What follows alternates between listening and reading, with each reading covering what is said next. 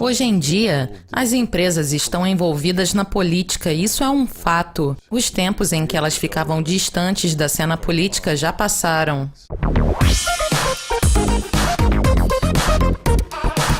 Michael, hoje nós vamos falar sobre populismo em corporações. Mas será que uma empresa pode realmente ser populista? Isso se encaixa nessa mesma tendência que tem se espalhado pelo cenário político recentemente? Essa é uma pergunta interessante. Vamos começar falando sobre o que significa populismo. O dicionário Oxford define populismo como pensamento da maioria, mas, atualmente, o populismo parece estar disseminando uma ideia absurda, que é totalmente ridícula, resumindo tudo na questão da imigração. Totally ridiculous. It's the whole question of immigration. The United States. Os Estados Unidos são um país de imigrantes e foi construído por imigrantes. O problema é que essas palavras circulam sem ser analisadas propriamente. Certamente não na imprensa de qualidade. Mas, por causa de alguns negócios que pertencem a Rupert Murdoch, essas palavras estão sendo circuladas com conotação negativa. Será que ele está fazendo isso para vender jornais? Ou será que é um espião russo? Getting a bad press. Is he doing that to sell newspapers?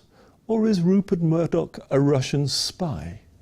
Ninguém sabe. Falando em populismo e nacionalismo, os Estados Unidos têm dito que querem colocar a América em primeiro lugar. Muitas das grandes mentes vêm do exterior, e nesse sentido, se eles começarem a contratar apenas seus cidadãos, certamente encorajariam o sistema a melhorar a educação no país. Você não concorda? Possivelmente, mas o problema com esses cenários alternativos é que você nunca sabe o que vai acontecer. Mas a América foi construída sobre o princípio da liberdade e atraiu pessoas de todo o mundo. O sistema educacional norte-americano é considerado um dos melhores e as pessoas ainda querem estudar lá. To be second to none. And people still want to go there. So what's O happened? Reino Unido, por exemplo, perdeu 7% de seus estudantes apenas este ano, porque as pessoas pararam de vir da União Europeia. Isso é o que acontece quando países começam a barrar a entrada de estrangeiros. Essencialmente, a pergunta é: a imigração fortalece ou enfraquece o sistema educacional? Education system. Em minha opinião, a resposta é óbvia. Uma mistura de pessoas sempre enriquece a conversa, e isso é essencial para a educação. And that, in a sense, is what education's all about. Empresas como a Siemens têm como propósito o desenvolvimento nacional, mas se elas adotarem essa abordagem populista, elas não estariam limitando seu crescimento mundial? As empresas existem para sustentar seus negócios, e no momento, não há muita dúvida que a incerteza mundial não é favorável aos negócios e grandes empresas, exceto algumas, como os fabricantes de armas. Se você quiser fazer dinheiro, pode investir nessas empresas, mas eu não concordo com isso. I don't like that myself. As empresas fundamentalmente precisam de algum tipo de estabilidade, assim como todos nós. Nós precisamos saber se, após 18 anos estudando, a educação que recebemos poderá ser usada na sociedade que conhecemos. Se tudo muda a cada ano, isso se torna um pesadelo. Educação e estabilidade são essenciais. E para uma empresa, mudanças rápidas são muito difíceis de se lidar, a não ser que a empresa esteja acostumada a lidar com mudanças rápidas. Are very difficult to handle unless you're kind of in a company which is dealing with rapid changes. A maioria das empresas, como a Siemens, Unilever e Facebook, querem algum tipo de estabilidade. So on. They want some form of stability, and in fact they're arguing for it. Se uma empresa se opõe a essa ideia de populismo, como ela pode lutar contra um governo? Hoje em dia, as empresas estão envolvidas na política, isso é um fato. Os tempos em que elas ficavam distantes da cena política já passaram. Isso tem acontecido pelos últimos 10 a 15 anos.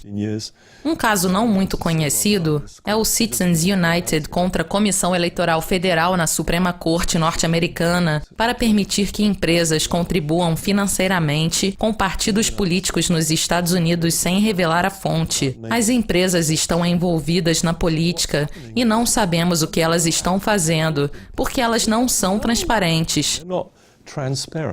A Koch brothers, por exemplo, gastou centenas de milhões de dólares durante a eleição para tentar eleger os republicanos, mas agora parece que isso foi um erro, porque os republicanos não estão conseguindo implementar suas políticas que eram, em grande maioria, completamente absurdas. Portanto, é fato que as empresas se envolvem na política, o que não é particularmente democrático, mas a democracia tem mudado, e não se trata apenas do voto, mas também de direitos humanos, educação, liberdade de expressão, entre outros. E as empresas agora certamente estão por trás disso. Até agora temos falado sobre responsabilidade social, e eu tenho falado sobre isso por 20 anos. Nesta tela podemos ver os Objetivos de Desenvolvimento Sustentável, que foram estabelecidos com a ajuda de empresas pelas Nações Unidas. As empresas estão interessadas nesse tipo de coisa, porque elas querem estabilidade e precisam de desenvolvimento. Vamos considerar o objetivo 14 para a conservação e uso sustentável dos oceanos, por exemplo. As empresas não querem mares poluídos. Se acreditamos em democracia, que é baseada em abertura e justiça, devemos chegar a um acordo onde todas as empresas possam estabelecer suas posições e interesses e que tipo de estabilidade elas querem. Eu não estou falando de escolher pessoas em termos de partidos políticos, apesar de as empresas fazerem isso, mas certamente em termos de questões. Nos Estados Unidos, por exemplo, vimos 100 empresas de tecnologia se posicionando contra as políticas de imigração de Donald Trump. Muito obrigado por conversar com a gente, Michael. Muito obrigado pelo convite. É sempre um prazer estar aqui na Dukascope TV. Nós queremos saber a sua opinião sobre populismo e corporações. Então, compartilhe seus comentários com a gente abaixo. Obrigado pela audiência e até mais.